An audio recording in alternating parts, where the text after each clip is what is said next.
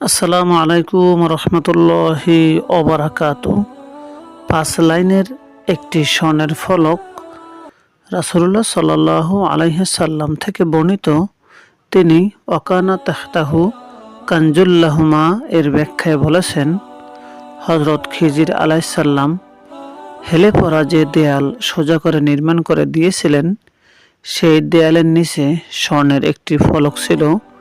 তাতে 5টি লাইন লেখা ছিল।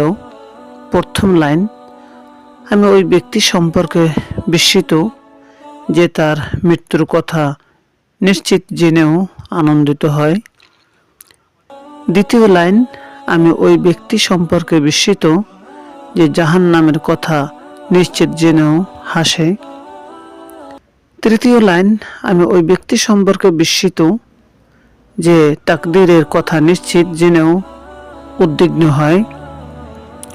চতুর্থ লাইন, আমি ওই ব্যক্তি সম্পর্কে বিস্মিত যে দুনিয়ার ধ্বংস ও দুনিয়াবাসীর বিবর্তন নিশ্চিত জেনেও দুনিয়া সম্পর্কে প্রশান্ত হয়।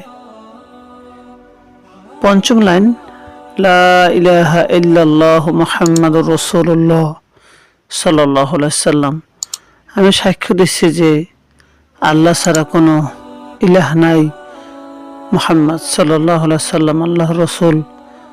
তাফসীর ইবনে জারির তাবারি 16 খণ্ড এবং 5-6 পৃষ্ঠার মধ্যে উল্লেখ রয়েছে।